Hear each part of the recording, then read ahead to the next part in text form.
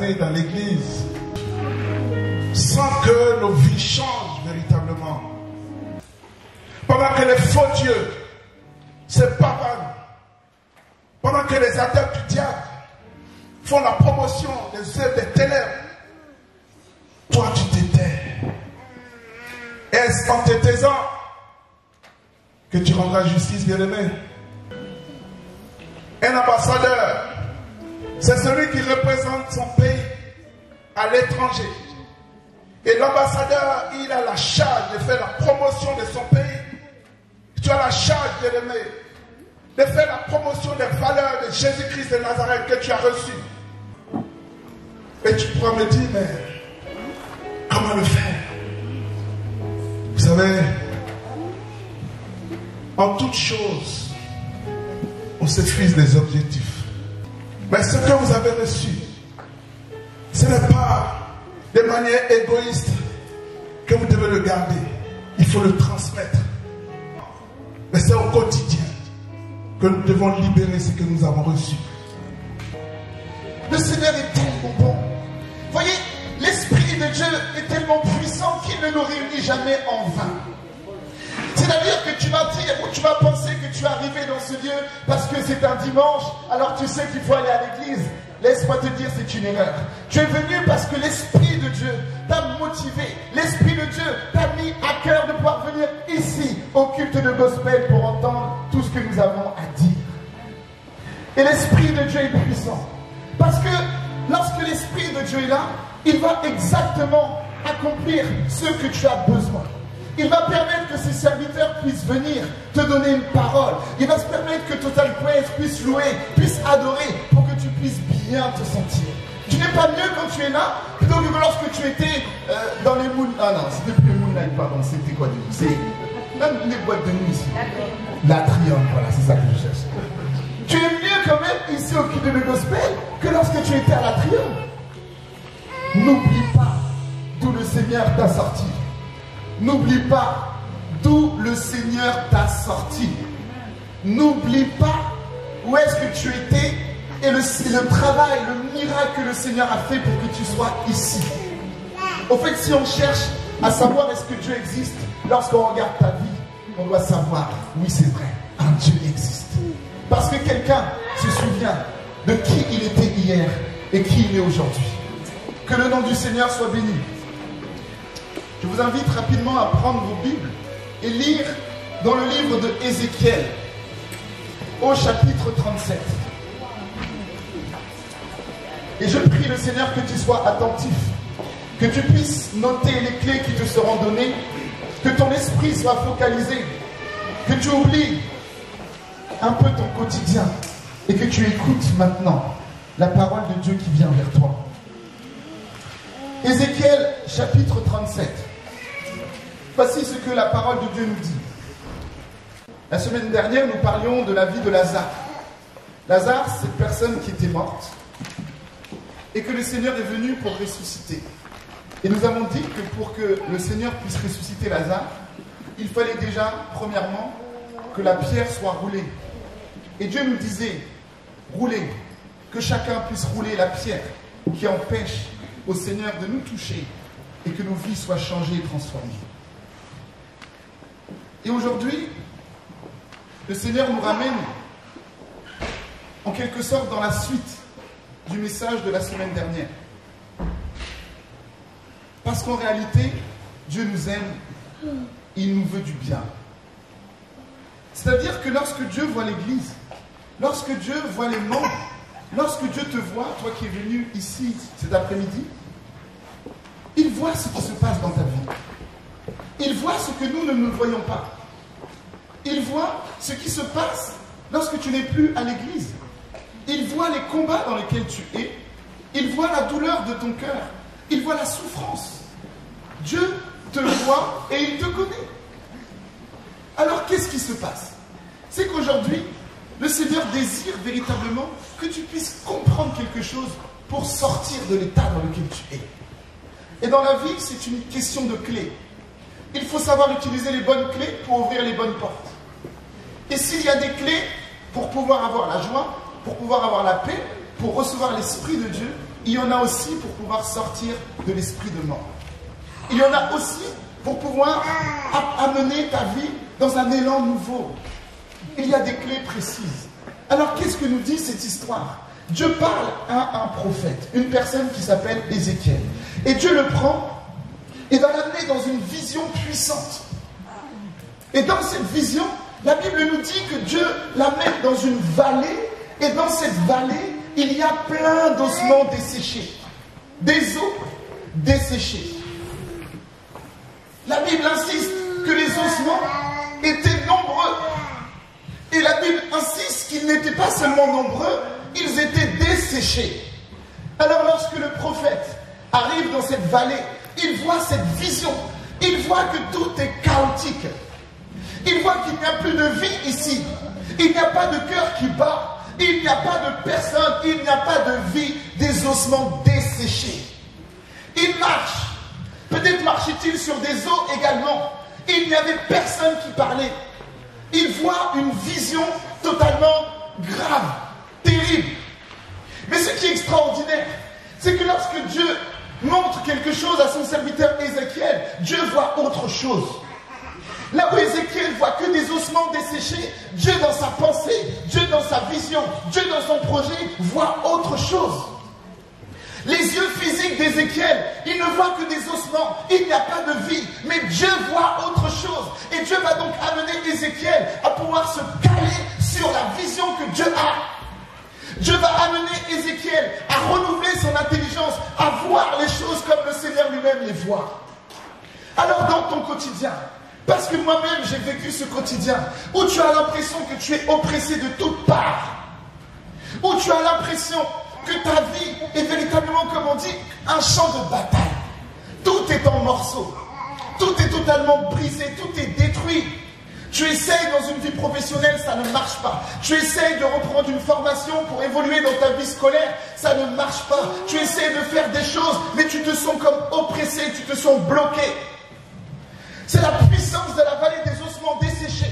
Parce qu'au jour où tu as dit Jésus, je t'accepte comme Seigneur et Sauveur personnel, il y a ton ennemi qui s'est levé. Il y a celui que tu servais hier, mais tu n'étais pas conscient. Il s'est levé pour te maintenir dans cette oppression. Ton ennemi est celui qui n'aime pas lorsque tu souris. Il n'aime pas lorsque tu te réjouis. Il n'aime pas lorsque tu es dans la paix. Alors il va venir vers toi. Il va venir jour après jour. Il va venir pour parler à tes pensées. Il va venir pour pouvoir apporter des mauvaises nouvelles et pour que ta vie soit totalement dans une frustration, dans une déception, dans une dépression. Je prie que tu saisisses ce message cet après-midi. Que la vallée des ossements desséchés, c'est une réalité. Ce que Dieu a montré à Ézéchiel, c'est la réalité de nos vies. C'est la réalité parce qu'en réalité, quand tu vois, tu te poses et tu réfléchis sur ta vie, tu vas faire le point et savoir ce qui marche et ce qui ne marche pas. Ce qui est de la vie, ce qui est de la puissance et ce qui ne produit rien. Tu dois discerner que tu as grandi, tu as évolué avec un projet, avec une vision, avec des aptitudes ou des capacités que Dieu a investies en toi, mais cela ne produit rien entre tes mains. Dieu a mis une grâce en toi, peut-être une capacité de pouvoir faire des affaires, mais tu n'arrives pas à faire que ce don se libère. Tu es comme dans un esprit de mort, totalement frappé, totalement alourdi. Tu te lèves et dans tes pensées, toujours tu raisonnes et tu n'arrives pas à produire les actions quand tu dois les faire. Le problème de timing, c'est exactement ce problème qui est là réellement dans l'église. Que la puissance de Dieu est là pour toi, pour te dire vas-y, évolue, produis telle action, accomplis telle et telle chose, mais quand tu dois le faire, c'est lourd. On te dit d'aller faire des formalités administratives pour que telle et telle chose soit réglée, c'est lourd. Tu es dans cette opposition, dans cette oppression. Et lorsque tu veux prendre une bonne décision, au moment où cette bonne pensée arrive, il y a 5, 6, 10 autres pensées qui arrivent pour contrebalancer. Et le résultat, c'est que dans ta vie, il y a des ossements desséchés. Les ossements desséchés, c'est tout ce que tu n'arrives pas à produire, tout ce que tu n'arrives pas à faire que cela puisse porter du fruit dans ta vie. C'est ça les ossements desséchés. C'est ce que tu vois où il n'y a même plus d'espoir. Où les gens ont vu ta vie, ils t'ont regardé, ils disent mais celui-là ou celle-là, on ne peut plus rien faire pour elle. C'est ça, la vallée des ossements desséchés. C'est lorsque tu vas d'échec en échec. Lorsque tu essaies de produire, mais tu n'y arrives pas. Tu es rattaché dans cette oppression. La vallée des ossements desséchés, c'est aussi lorsque tu essayes de t'en sortir. Lorsque tu essayes de faire un pas en avant, et les gens que tu avais mis de côté depuis des années, ces mêmes personnes vont revenir vers toi pour te ramener en arrière. Ils vont venir vers toi pour te dire, mais rappelle-toi comment tu étais hier. Mais attends, on te connaît, toi tu es comme ci, tu es comme ça. Ils ne veulent pas te voir avancer. Et tu vas venir vers eux, leur dire, mais voilà, j'ai un projet. Ils vont te dire, toi, tout le monde peut faire ce projet sauf toi. Ils veulent te maintenir dans cette vallée. Mais en réalité, ce n'est même pas eux qui parlent. C'est l'esprit de mort derrière qui passe par leur bouche pour pouvoir te flageoler. Et puisque tu as vécu des échecs, tu commences à mettre la foi dans ce que les gens te disent. Et là, c'est parti, tu fais Michael Jackson, moonwalk. Alors que tu avançais bien. Tu avançais bien, et puis tu retournes moonwalk dans la vallée des ossements desséchés. Cette vallée, elle te poursuit.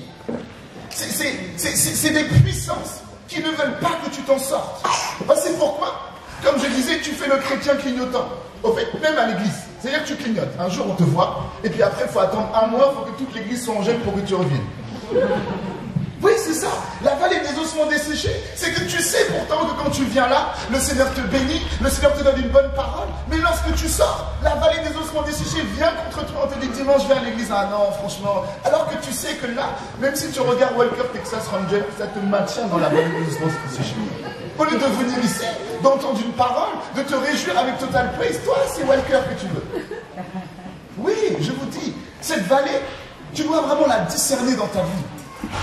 Au fait, à un moment donné, chrétien, il faut s'arrêter. Il faut se poser. Il faut faire le bilan de ta vie. Il faut te dire que là, maintenant, il faut que ça change. Amen. Il faut que Amen. maintenant, les choses soient différentes. Il Amen. faut que celle qu'on connaissait hier, on la règle et qu'une autre personne puisse reprendre vie, puisse ressortir de là. Et il faut véritablement que l'Église puisse véritablement montrer que nous sommes des lumières. Amen. Il faut qu'on voit que cette vallée des ossements desséchés dans ta vie est brisée et détruite. Parce qu'il y a une capacité en toi de pouvoir faire en sorte que cette vallée soit renversée. Amen. En fait, tu n'as pas de choix. Soit cette vallée va t'envahir, soit tu vas travailler pour pouvoir fuir de cette vallée. Mais lorsque tu es dans la vallée des ossements desséchés, on peut faire tout ce que tu veux, tu ne peux pas porter de fruits. Il faut que tu quittes cette vallée. Amen. Tu n'as pas compris. Amen. Amen. Je reprends. Lorsque tu es dans un environnement qui n'est pas propice, si tu veux développer tes capacités et tes qualités, tu ne peux pas parce que l'environnement n'est pas propice. Ce n'est pas dans cet environnement que tu dois être. Alors si toi tu te dis, mais c'est pas grave, je vais me battre quand même dans la vallée des ossements desséchés, c'est-à-dire que tu veux aller en même temps à l'église, mais en même temps tu veux rester dans ta propre vie. Donc tu restes dans la pornographie, tu restes dans la pureté, mais en même temps tu veux aussi aller à l'église. Donc il y a un problème, parce que cette vallée va te retenir, va te maintenir. Mais si tu veux que véritablement la délivrance opère, tu dois prendre tes pieds, te dire, hey, vallée là, je te quitte, et tu sors de cette vallée, tu vas à côté, et ici là, cet environnement fait que Dieu peut te bénir, Dieu peut te restaurer, Dieu peut te délivrer, mais tu vas quitter cette vallée. Il n'y a pas de choix. Alors Ézéchiel va voir ce qui se passe dans cette vallée. Et Dieu est puissant. Parce que même lorsque tu es dans la vallée, Dieu te parle sur ta vie. Tu n'as jamais réalisé ça? Que tu arrives là à l'église, tout déprimé, opprimé, comprimé, tu arrives là à l'église, là, tout comme ça. Et tu es là et Dieu te dit, vaillant héros. Dieu te dit, vaillant héros, lève-toi. Tu dis, mais à qui on parle? C'est-à-dire que même dans la vallée des ossements desséchés, Dieu a tellement d'amour pour toi qu'il va commencer à parler, il va te dire, mais tu es ma fille, tu es ma servante, tu es mon serviteur, ne reste pas dans ces oppressions, ne reste pas dans cette action, mais sors de là. Dans la vallée des ossements desséchés, tu entends la voix de Dieu qui résonne. Mais lorsque tu sors de la vallée, Dieu vient pour un face-à-face, pour un cœur à cœur. Et il commence à te révéler plus de choses. Il commence à te dire qui tu es. Il commence à renouveler ton identité. Amen. Tu dois sortir de cette vallée. Et qu'est-ce qui se passe? C'est que Dieu, en réalité, ne te condamne pas parce que tu étais dans cette vallée. Parce qu'il sait qu'il y a encore de l'espoir. Il sait que tu peux encore prendre une décision pour sortir de cette vallée. Il sait qu'un serviteur peut encore venir pour te dire sors de la vallée, va à Place d'Erlon pour évangéliser. Il sait qu'il peut encore amener un serviteur pour dire mais non, tu dois sortir, tu dois faire autrement, tu dois quitter cette vallée. Il ne t'abandonne pas. Alors qu'est-ce que tu dois faire dans cette vallée? La première clé que le Seigneur te donne, c'est que dans cette vallée, parle à ces ossements desséchés. Parle-leur. Parle-leur. Tu arrives à l'église. Ah mais moi, on n'a jamais dit une prophétie sur moi. Toi qui es dans cette vallée, laisse-moi te dire que tu vas recevoir une parole. Mais lorsque cette parole, tu la reçois, c'est à toi de prophétiser sur ta vie. Tu es le prophète de ta vie. Amen. Tu es le prophète de ta vie. Amen. Je dois chercher un prophète. Ah, tu vas aller chercher, tu appelles 3615 prophètes online. Tu es le prophète de ta vie. Comme tu vois que tu es dans la vallée des ossements desséchés, parle à ces ossements desséchés. Dis maladie, au nom de Jésus-Christ, tu quittes ma vie. Dis chômage, au nom de Jésus, tu quittes ma vie. Dis dépression, au nom de Jésus, quitte ma vie. Prophétise, parle au nom de Jésus de Nazareth. C'est toi qui as reçu cette capacité de parler et pour pouvoir voir que les choses puissent être changées et renouvelées. Lorsque Dieu crée, il parle. Lorsque Dieu dit, la chose s'accomplit. Et Dieu dit, ce que tu liras sur la terre sera lié dans le ciel. Ce que tu délieras sur la terre sera délié dans le ciel. Autrement dit, Dieu est en train de te dire, je mets une puissance, je mets un pouvoir, je mets une gloire, je mets une autorité, je mets une arme dans ta bouche afin que tu puisses parler, afin que tu puisses ordonner, afin que tu puisses prophétiser, afin que tu puisses déclarer, afin que tu puisses dire quelque chose. Et lorsque tu le dis, le Saint-Esprit se saisit de cette parole et vient apporter la vie dans cette parole. Le problème, c'est que tu es dans ces ossements desséchés et tu te victimises. Vous savez, c'est vrai qu'il y a des fois on peut être triste, la Bible dit il y a un temps pour toute chose. Mais laisse-moi te dire, tes pleurs n'ont jamais été une capacité d'intercession puissante. Amen. Ne pense pas que Dieu valide le nombre de larmes que tu as pour exaucer ce qui est dans ta vie. Mais ce n'est pas une prière, les larmes. Tu peux être triste, tu peux être en souffrance, c'est vrai. Mais il ne faut pas être là, dans des larmes, dire oh, je suis le plus oppressé, la plus oppressée. Tu pleures, on te donne des Kleenex. Non, donnez-moi encore, donne-moi encore des Kleenex. Et puis au quotidien, tu restes. Parle à ta dépression, parle à cette situation qui te fait du mal, parle à cette situation qui te maintient dans la dépression et dans l'oppression et tu vas sortir et tu seras en joie. Il n'y a pas de sourire dans la vallée des ossements desséchés. La vallée des ossements desséchés est là pour que tes larmes restent. C'est pour ça qu'elle est là, la vallée des ossements desséchés. Mais si tu veux quitter, il n'y a pas, si tu veux sortir de cette dépression, de ces larmes, il n'y a pas de choix. Tu dois quitter cette vallée. Il n'y a pas d'autre moyen. Et donc la première clé que Dieu te dit, c'est parle sur ton avenir, parle sur ta vie, parle sur ces situations que tu connais précisément. Si tu es dans les affaires et tu vois que ça ne fonctionne pas, il y a des moyens que Dieu te donne. Il y a des moyens, il y a cette force que Dieu t'a donnée. Il dit, mais parle à tes affaires, parle aux finances, parle à tes clients. Amène à l'existence ce que tu ne vois pas par tes yeux. Attire ce que tes yeux ne voient pas. Mais je vais vous dire, Dieu ne peut pas t'amener à un endroit où toi-même tu ne perçois pas que tu peux y aller. Amen. Dieu ne peut pas te donner un chiffre d'affaires que tu ne conçois pas. Amen. Amen. Ça veut dire que quand Dieu parle, il voit dans son esprit. Et comme il l'a pensé, il parle. Et après cette parole, l'action s'opère. Amen. Attendez, je vais prendre mon temps. Amen. Tout commence parce que Dieu pense quelque chose. Dieu pense qu'il faut qu'il y ait de la lumière sur la terre. Donc Dieu crée, donc cette pensée qui est au-dedans de lui va se changer, va se transformer en parole.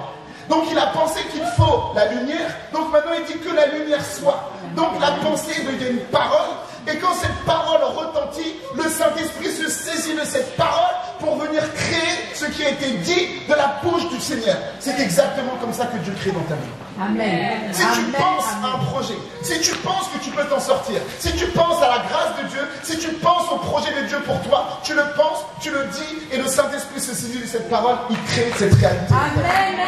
Il le fait, je vous dis la vérité. ne sommes pas venus là pour perdre notre temps. Je vous dis la vérité. Amen. Si tu veux sortir de cette vallée, tout dépend de ton positionnement. Tu dois t'en sortir. Dieu s'intéresse à ta vie sociale. Dieu s'intéresse à ta vie sociale. Amen. Tu peux prospérer dans cette génération. Tu peux réussir dans cette génération. Il peut le faire pour toi. Il peut le faire pour toi. Il peut le faire pour toi. Mais à un moment donné, il faut une révolution. Je me rappelle lorsqu'on a fait notre premier projet immobilier avec mon épouse, comment c'est venu? C'est venu que je suis là en banque et puis je conseille tous les gens qui arrivent pour pouvoir réussir leurs investissements immobiliers. Le gars arrive, je dis bon, faites comme ci, achetez comme ça, le taux d'endettement c'est comme ci, comme ça, on prenait un bien un peu moins cher. Donc à un moment donné, je dis mais attends, il y a un problème. Et moi. Donc moi je suis en train de conseiller tout le monde dans leur projet immobilier et puis moi je suis là. En fait, tu vois, oui, le panneau de direction, c'est par là, faites comme ci, et puis toi tu vas jamais à cet endroit. Je dis non. Bon ok. Là, maintenant on se positionne. Et quand tu veux sortir de cette vallée des ossements desséchés, tu sors. Amen. Lorsque tu veux sortir de cette vie de locataire et tu veux passer propriétaire, tu peux le faire. Il n'y a rien qui t'en empêche. Il n'y a rien, c'est que toi. Si tu ne le penses pas, tu ne pourras pas le dire et cela ne pourra pas se faire. Mais si tu le penses, tu vas le dire et cela va se faire au nom puissant et merveilleux de Jésus-Christ de Nazareth. Il n'y a pas d'autre possibilité. Et pour terminer, dans ce passage, il y a quelque chose qui me marque. Parce que, en réalité, c'est comme si Dieu est en train, en fait, de montrer deux situations. Ça veut dire que, premièrement, il y a le peuple d'Israël qui disent « Ah, Seigneur, au fait, on est éprouvé, oh, nous sommes dans ces ossements, il n'y a plus d'espoir, il n'y a plus de vie, il n'y a plus rien qui se passe. » Donc, une situation réelle. Et Dieu va montrer le côté spirituel à Ézéchiel en lui montrant cette vision. Mais en réalité, cette vision est juste le fruit de ce que les gens vivent. Ça veut dire qu'il y a des Israélites, il y a le peuple de Dieu qui marchait dans la rue, qui était comme vous et comme moi, mais quand Dieu voyait, il voyait que c'était des ossements desséchés. C'était ça la réalité. C'est une vision qu'il a montrée pour montrer l'aspect spirituel d'une situation physique. Ça veut dire que même si tu es là au milieu de nous, on peut te voir là, beau, belle, costumé, pas costumé, belle robe et tout ça, mais au-dedans de toi, on peut constater spirituellement qu'il y a des ossements desséchés. Donc c'est au moment où tu t'en rends compte et que tu désires vraiment que Dieu puisse faire autre chose, que tu vas commencer à parler sur ces ossements desséchés. Certains d'entre vous, vous devez parler au projet que vous avez abandonné, aux choses que tu sais que c'est ça qu'il faut faire, mais tu te dis non, j'ai pas les moyens, j'ai pas les compétences, j'ai pas les capacités. Voici des ossements qui doivent reprendre vie. Amen. Voici des ossements, voici des choses qui doivent reprendre vie. Voici quelqu'un, comme disait tout à l'heure l'évangéliste Omer, qui sait qu'il a reçu de Dieu de pouvoir aller témoigner, de parler, de pouvoir évangéliser. Et ce projet-là, tu l'as abandonné. Fais ressusciter ces ossements desséchés. Cet ossement-là, tu dois le ressusciter. Et donc Dieu parle. Et Dieu montre cette situation à Ézéchiel. Et donc le peuple de Dieu, à un moment donné où ils sont opprimés, dans ces ossements totalement desséchés, il y a quelque chose de fort. C'est qu'ils disent, une fois que le Seigneur parle, il dit, mais je vous ramènerai dans le pays promis, au fait en Israël. C'est ce qui est dit dans la parole. Et c'est formidable. Je vais vous expliquer pourquoi. Parce qu'au fait, quand Dieu constate qu'il y a la vallée des ossements desséchés, ça veut dire que Dieu a un projet. Et il constate que ce projet est totalement avorté parce que le peuple d'Israël est opprimé, est lié, est envoûté. Donc Dieu a un plan, mais ce plan est bloqué dans la vallée des ossements desséchés. Et alors donc il commence à faire prendre conscience au peuple, sortez de là, sortez de cette vallée, quittez cet espace. Et donc le peuple commence à réaliser par la prophétie quelque part d'Ézéchiel. Et donc Dieu dit, parle à ces ossements desséchés. Comme je vous parle cet après-midi, je parle à tes ossements desséchés. Et donc pendant qu'on est en train de parler, les choses qui étaient avortées au-dedans de toi sont en train de se recomposer. C'est comme un pince dans ta vie, des pièces qui étaient là, mis à gauche, à droite. Dieu est en train de ramener tout ça. Dieu est en train de renouveler son alliance. Dieu est en train de restaurer le projet qui était dans ta vie. Car l'ennemi ne vient que pour voler, égorger et détruire. Mais il détruit quoi? Il détruit le plan de Dieu. Il détruit le projet que tu étais en train de faire. Et pendant que tu avais commencé à bâtir cette tour, l'ennemi est venu, il a détruit, il a brisé, il a renversé. Et toi tu te dis, mais je suis oppressé, je suis opprimé, comment je vais faire? Mais Dieu te dit, rebâtis sur d'antiques décombres. Reprends ce travail, reprends ses ailes, reprends avec force et courage. Restaure ce plan, restaure ce projet,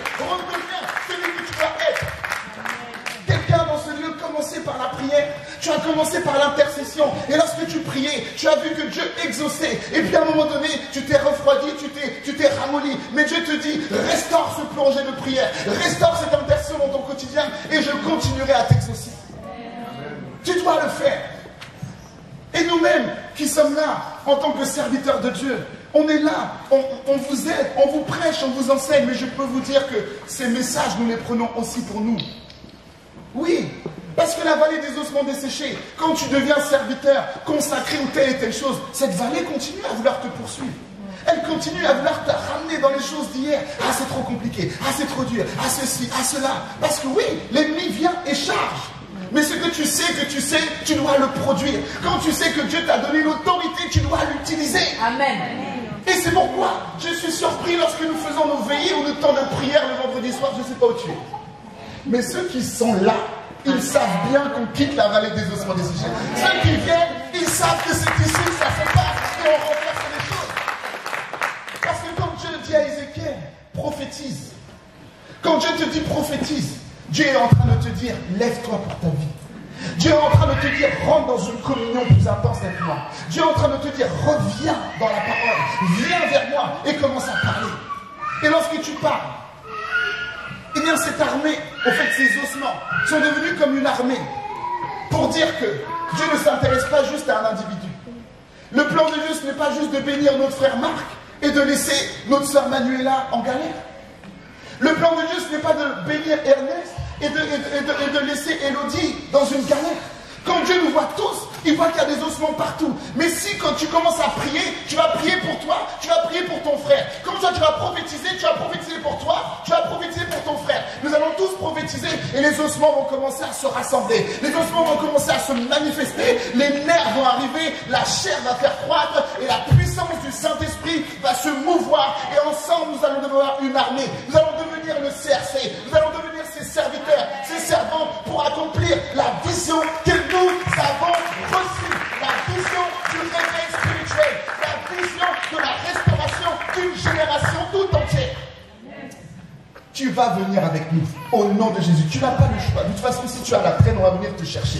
Viens avec nous, viens prier, viens jeûner, viens évangéliser, viens faire pour que tu quittes l'espace dans lequel tu es. Ta zone de confort. Amen. Amen. Ta zone de confort. Voyez, à un moment donné, lorsque je... Oui, tout à fait, tu peux venir, James. À un moment donné, lorsque j'avançais et que je travaillais à la banque, chez BNP Paribas, vous voyez, au fait, votre zone de confort, c'est de croire qu'au fait, quand tu es arrivé là, tu es au terminus. Tu comprends? C'est-à-dire que quand Dieu t'a fait une petite bénédiction, tu crois que c'est le terminus. Alors que c'est juste un arrêt. Alors que c'est juste un arrêt. Tu dois continuer. Et lorsque je suis là dans ma zone de confort, je suis content. Tu es à la banque, tu as un salaire qui est convenable. Dieu te dit, avance. Dieu te dit, renouvelle encore une annonce plus grande. Vas-y, avance. Et je dis, mais Seigneur, je suis déjà bien. Avance encore, mon serviteur. Amen. Et donc tu te mets à dire, mais Seigneur, qu'est-ce que tu veux? Tu dis, allez, change de banque. Mais quand tu changes de banque, on va multiplier ton salaire. Mais si tu t'étais arrêté à l'arrêt parce que tu pensais que c'était le terminus, tu restes là dans ta zone de confort, mais tu n'accomplis pas le projet. Mais lorsque tu discernes que non, ta vie est comme si tu es dans un bus, il y a plusieurs stations. Et quand tu es à la station BNP, après tu dois appuyer pour aller à l'autre station, station HSBC. Et après tu continues de gloire en gloire, de victoire en victoire. Ne t'arrête pas au terminus quand Dieu ne t'a pas dit que c'était le terminus. Ne t'arrête pas quand Dieu ne t'a pas dit stop. Quand Dieu ne t'a pas dit abandonne ou laisse, continue à avancer. Tu iras de gloire en gloire, tu iras de victoire en victoire, tu iras de succès en succès, de révélation en révélation, de succès en succès. Le Seigneur va le faire pour toi. Peuple de Dieu, j'invite chacun d'entre nous à quitter cette zone, à quitter cet espace, à quitter la vallée des ossements desséchés. Et Dieu va faire quelque chose avec nous tous. Personne à la traîne. Nous allons tous ensemble, une seule et même armée, un seul et même esprit. Tous ensemble, nous allons y aller et nous y arriverons. Amen. Le serviteur évangéliste Omer est venu vraiment avec une exhortation très puissante. Oui, nous gagnerons cette ville pour Christ. Nous avons reçu cette onction. Nous avons reçu cette puissance pour gagner cette ville. Si cette ville est dans les ossements desséchés, tu seras le Ézéchiel qui va prophétiser. Si cette ville est dans les ossements desséchés, tu seras celui qui ira à la rue de Vert et qui travaillera pour que les ossements desséchés puissent reprendre vie. Tu seras cette servante, tu seras ce serviteur, et nous le ferons ensemble. Nous gagnerons cette génération. Nous ne sommes pas juste là comme si nous étions un club de chrétiens. Voilà, on est entre nous, on est bien, on fait un concert. Non, non, non, nous avons une vision. Nous avons une vision. Nous avons une vision. Nous allons réveiller cette génération. Nous allons aller avec un message fort. Mais si tu restes dans la vallée des ossements desséchés, qui va te suivre? Oui, avant c'est ça qu'on faisait. Vous savez, les meilleurs conseils que moi je donnais avant, c'est comment pouvoir gérer deux vies en même temps. Attends, je vais te dire. Et puis tu commences à donner des stratégies. Non mais là, fais comme si, mais non mais... En fait, le champion de ça. Mais ça, c'est dans la vallée des ossements desséchés. Mais quand tu sors, tu maintenant comment te consacrer, comment abandonner ce péché et marcher sur le chemin de ta vie. Toi, ma sœur, comment rencontrer Adam. Là, on commence à te donner des conseils. Toi, mon frère, comment rencontrer Ève. Là, on commence à te donner des conseils. Oui. Tout là, ça se passe quand tu quittes la vallée des ossements desséchés. Amen. Que le nom du Seigneur soit béni. On va se mettre debout et prier pour ça, afin que le Seigneur nous fortifie. Je sais qu'il y a aussi des personnes, pendant que je priais pour ce message, le Seigneur me parlait de toi, en me disant que pour toi, quitter la vallée des ossements desséchés, c'est accepter un nouveau départ, accepter une nouvelle vie.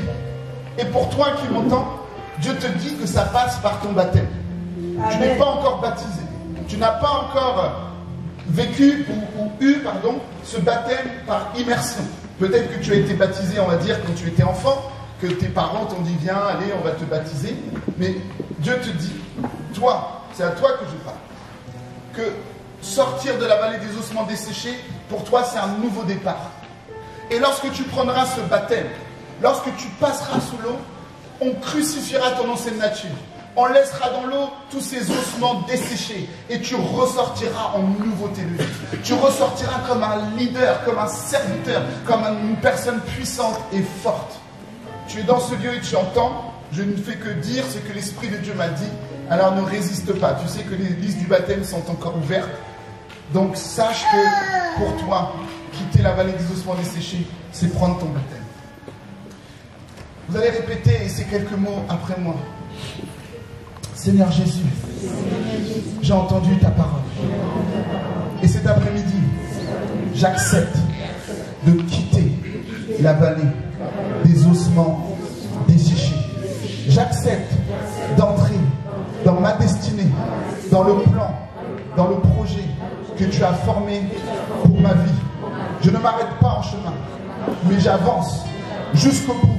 Car la Bible dit, je connais les projets que j'ai formés sur toi, des projets de bonheur et non de malheur, afin de te donner un avenir et de l'espérance. Seigneur, j'accepte de faire alliance avec toi. J'accepte de prophétiser sur ma vie. J'accepte de parler aux situations compliquées de mon quotidien pour créer la vie. Renouvelle mon intelligence, mets une pensée en moi, afin que je parle et que par ma parole, tu exécutes le fruit de cette parole au nom de Jésus. Seigneur, je te dis merci.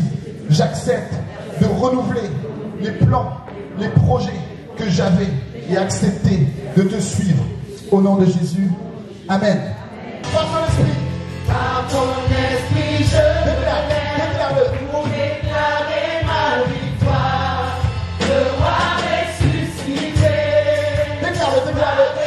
Par ton esprit, Seigneur. Par ton esprit, je me lève. Tu es le prophète de ta vie. Déclarer ma Tu es le prophète de ta vie. le roi ressuscité. Tu es le Ézéchiel pour ta vie. Ressuscité. Par ton esprit, je me lève. Pour Je déclare la victoire.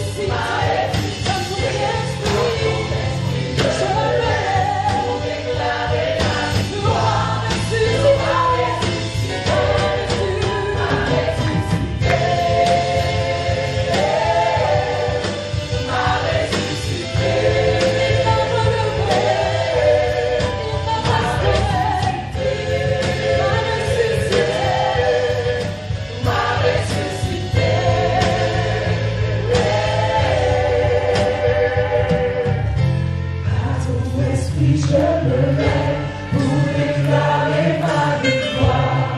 Le roi ressuscité m'a ressuscité. Par ton esprit je me lève pour déclarer ma victoire.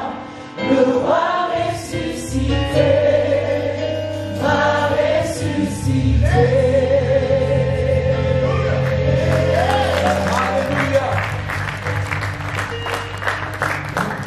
La vallée des ossements desséchés, merci Seigneur.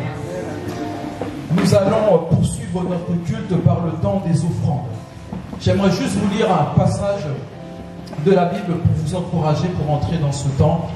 Le Seigneur dit dans Deutéronome chapitre 28, verset 8: L'Éternel ordonnera à la bénédiction d'être avec toi dans tes greniers et dans toutes tes entreprises. Il te bénira dans le pays que l'Éternel, ton Dieu, te donne. Amen. Ce passage nous dit simplement, je ne fais que répéter ce que Dieu nous dit, qu'il ordonnera à la bénédiction de te chercher, qu'il ordonnera à la bénédiction de te poursuivre, qu'il ordonnera à la bénédiction de marcher derrière toi. Tu vois, comme un missile à tête recherche. Dis-toi que la bénédiction te recherche si tu obéis à la voix de l'Éternel. C'est un temps pour toi de pratiquer la parole que tu viens d'entendre. C'est un temps pour toi de faire alliance avec le Seigneur. Vous savez, moi-même dans ma propre vie, je peux vous témoigner. Je sais ce qu'il en est de la bénédiction de l'Éternel quand je raisonne. Et je sais ce qu'il est de la bénédiction de l'Éternel quand je suis pleinement dans l'obéissance, quand je suis pleinement dans l'alliance avec lui. Vous voyez, cette année, c'est l'année de la différence et de la distinction. Et vraiment, je me suis dit avec mon épouse, nous rentrons dans cette année dans une alliance. Nous rentrons dans cette année avec force, même si ça coûte, même si c'est compliqué, parce que j'ai vu ce que je paye parfois quand je suis dans le raisonnement. Et c'est pour ça que j'aimerais vous encourager chacun. Rien ne vaut mieux qu'un témoignage en 30 secondes. Cette année, je me suis dit, je ne sais pas comment Dieu va faire. Je ne sais pas quand il va faire, mais je sais qu'il va faire. Parce que je veux rester dans mon alliance. Et vous savez, le Seigneur a fait. À la même date où l'année dernière tu avais des blocages et des refus, c'est à la même date que cette fois-ci on te dit oui. Parce que le Seigneur a fait différemment. Je ne sais jamais comment il va faire. Et pareil pour mon épouse, on le disait, on ne savait pas qu'elle allait avoir une promotion. On se dit dans l'entreprise où elle travaille, où moi-même j'ai travaillé, où j'étais le responsable RH, je sais comment ça se passe les promotions. Je me suis dit que c'est pas possible. Mais là où moi-même j'avais des conseils de DRH, je pensais que c'est exactement avec ma méthode que les choses allaient se faire. Le Seigneur a passé une vitesse avec mon épouse, moi-même j'ai pas compris. Je ne sais même pas en tant que DRH, c'est même pas possible. C'est-à-dire que on a demandé à mon épouse de elle-même écrire sa demande de contrat, de elle-même écrire le salaire, de elle-même écrire son statut. Moi je vous dis, vous ne connaissez pas mon épouse. Elle a changé son statut elle-même, elle a dit je ne veux plus être employée, je change. Elle change de niveau, elle a changé son salaire, elle a mis 3 fois plus que ce qu'elle avait demandé. Donc voilà, c'est exactement ça que Dieu fait. Quel DRH va accepter ça? Mais Dieu le fait. Donc je t'encourage en te disant, fais alliance avec le Seigneur. Ça te coûte, mais ça ne te coûtera pas plus que quand tu désobéis. Donc vous pouvez évidemment prendre une enveloppe, je vous encourage vraiment à rentrer là-dedans. Vous avez la possibilité de le faire par carte bleue, merci Seigneur pour cela, avec Mathéo, ou de faire un chèque à l'ordre du culte de gospel de Reims, et je vais prier si vous le voulez bien. Seigneur, nous te bénissons pour la grâce que tu nous fais. Et nous voulons te rendre ce que toi tu nous donnes. Nous voulons te donner, Seigneur, ce que toi-même tu nous donnes, Père. Oui, parce que rien n'est à nous et c'est toi, éternel Père, qui nous donne un travail, qui nous donne des revenus, éternel mon Dieu. Voici pourquoi je te prie pour que chacun puisse faire sa part, éternel Père. Je te prie pour ceux qui n'ont pas la possibilité. Tu vois les situations, tu vois, éternel mon Dieu, parfois la précarité. Mais Seigneur, je sais que tu fais une route. Là où, Seigneur, les routes sont barrées, toi tu passes, tu n'as pas de limite, éternel Père. Voilà pourquoi je te demande de bénir ton peuple. C'est toi qui l'as dit dans ta parole, que tu vas ordonner à la bénédiction de marcher avec ton peuple, éternel Père, si nous sommes dans l'obéissance. Je comprends pourquoi David disait que le bonheur et la grâce l'accompagnent. Seigneur, oui, c'est notre vœu pour ton peuple ce soir, éternel Père, que la bénédiction soit leur partage au regard de ces offrandes, Seigneur Jésus, que je te demande de bénir pleinement, et nous t'avons prié en grâce au nom de Jésus, et nous disons ensemble Amen. Nous allons faire nos offrandes sous les consignes des hôtesses et avec total praise.